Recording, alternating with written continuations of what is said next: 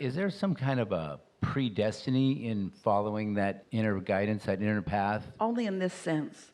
It was decided or known as you were making the decision to come into this body that you're a creator, and that through your exploration you would expand, and that expansion is necessary and delicious.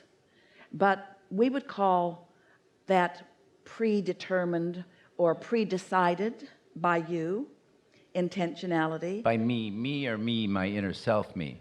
You, your inner self. Both of us, teamwork. At that time, there was no split in you because you hadn't come into consciousness that could think independently. So you said, step one is, I will think independently. I will know what I don't want. I will know what I do want. And in my independent thought, I will discover things that I do not want.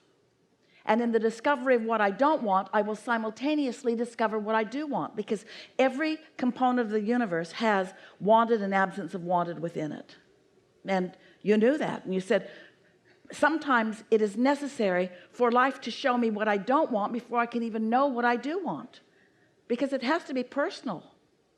So when life shows you what you don't want, and then you know what you do want, you've launched that rocket of clarity, and you, and therefore we, have reached into a new place where we have never been before. And we immediately go there because we have no resistance. You are slower in coming along because you've got beliefs that keep you from immediately going there. But when your desire for feeling good becomes stronger than holding to a belief that you don't care about. The other day, we've been telling this story. We may even have told it to you directly. Esther was in Del Mar. She has a house there. She hadn't been there in months. She was sitting at her desk looking out where the ocean should have been and couldn't see the ocean. And she realized that in the months that she'd been gone, the trees had grown in and the bushes from the side and had completely obscured her view from sitting at the desk, which was why the desk was there. So her gardeners came later that day and she said, I'm blocking my own view. Could you guys trim this edge so that I can see the ocean? And they said, happily. And then they said, but there are trees down in the ravine that might be part of what you're seeing. And Esther said, well, I only own half of that ravine. Just be sure that it's on my property. And they said, we've got you covered. And off Esther went to lunch with her friend. They were gone many hours. They shopped and ate and explored. And when Esther came back, she walked onto her deck and went in and looked out the window, and the ocean was back. She was so happy to see it. Then she looked out a little way on the hillside up very close to neighboring property and saw something that made her gasp. Two very large tree stumps cut all the way down to the ground. And Esther thought, how in the world did that happen? I thought I was so clear. And then Esther began feeling guilty right away and so sorry. And then she tried to make herself feel better, and she thought, well, that house is under construction. Maybe it's new people and they don't know those trees were there. So she worried about it for a day or two, off and on, whenever she thought about it. And then one day she looked out and she saw a man in a suit standing out on that patio. It's across the ravine. Esther's never been over to that house. Standing in a suit, looking at the tree stumps, and then he took his phone out and took a picture of them. And Esther thought, I better go confess. But she'd never been over there before, so she didn't know how to get there. It said a road down that leads up or a road up that leads down. It took her a while to get there. And when she got there, he was already gone. But on her way over, she had practiced her confession. I didn't mean to do that, and I'm so sorry, but I did do it. And I will make it up to you in whatever way you want. I'll plant new trees. I'll landscape your whole yard. Whatever makes you feel better. I am so sorry. But he wasn't there, so she didn't deliver her speech. So she just went home and continued to practice it. And then a day or two later, she went with her friend again, off to lunch again. And when they got back, she said to him, look what I did. Took him out on the patio and pointed at the trees. And her friend said, what? Esther, your gardeners didn't cut those trees down while we were at lunch. Why isn't the hillside all torn up? Where's the debris from the trees? And Esther thought, hey. And then they walked out to the edge, and she looked up close to her property, and there was a very small stump with all the debris from it lying right there where they had cut it. And all that had happened is the gardeners had cut down a little tree that let Esther see things she wasn't used to seeing. And Esther thought, it's embarrassing that I believed something so dumb. It was completely illogical. It didn't make any sense at all that those two men in 3 or 4 hours, they would have had to have a helicopter and a saw and just cut it off at the bottom and carried the whole thing away. There was no possible way that that could have happened, but Esther believed that she had done that. The circumstantial evidence was such. The way it had unfolded in her experience, she believed something that was truly illogical. It shook her up. Esther said, I bet there's all kinds of really dumb things that I believe like that are in my way, that I just keep carrying forward for no good reason, because circumstances just make that the path of least resistance relative to the momentum that I've got going. And so you do, all of you have many beliefs that you are nurturing, that you continue to keep active, that prevent you from your true reception of what's truly going on. Here's a very powerful statement. If your desire is strong enough, any belief that's in its way will fall by the wayside. But most of you, because of your attention to other humans and your desire to find mutuality with them, you choose harmony with beliefs that don't serve you rather than upset them, rather than harmony with the beliefs that your inner being holds about you that serve you completely. You don't want to be a freak. You don't want to be a Pollyanna. You don't want to believe things that most people don't believe.